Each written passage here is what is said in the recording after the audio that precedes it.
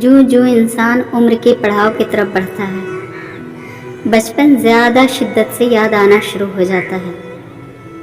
4 سال کے بچے معصوم ہوا کرتے تھے، بڑے بوڑھوں کے ارد گرد بیٹھ کر کہانیاں سننے کی بے تابی سے انتظار کیا کرتے تھے۔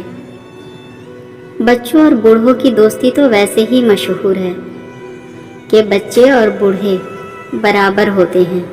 بچپن انسان کی زندگی کا واحد حسین دور ہوتا ہے، اور تقریباً سب ہی اپنے بھولے پن، شرارتوں اور بے فکری کی اس زمانے کو یاد کرتے ہیں۔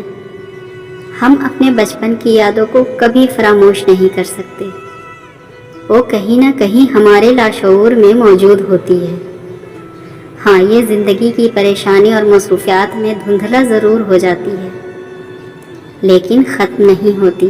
جب بچے تھے تو دعا کیا کرتے تھے کہ کاش جلدی بڑے ہو جائیں، اور آج جب بڑے ہو گئے ہیں تو افسوس کرتے پھرتے ہیں کہ وہ زمانہ کدھر گیا، وہ صبح کا سہانا وقت کدھر گیا، وہ دن کدھر گئے۔ بچپن کے کھیل کود سب خواب ہو کر آج فسانہ بن کر رہ گیا۔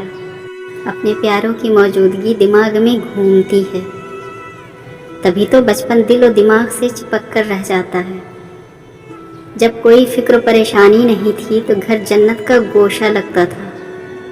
بہن بھائی آسمان پہ بکھرے ستاروں کی طرح جگمگاتے تھے، ماں باپ چھت اور بہن بھائی تارے لگتے تھے۔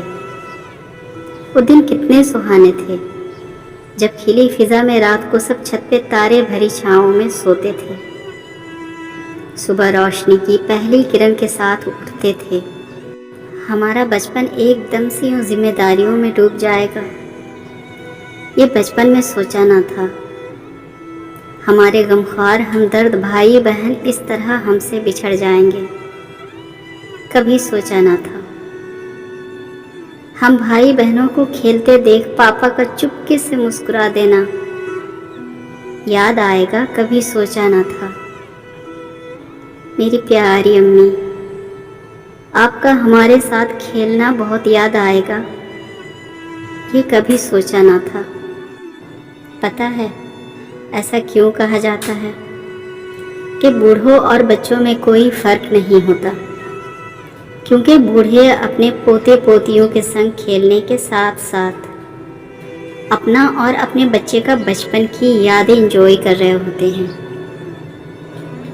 اللہ تعالی ہم سب کو خوشیوں بھری زندگی اور فیملی کی ساتھ عطا فرمائے، آمین۔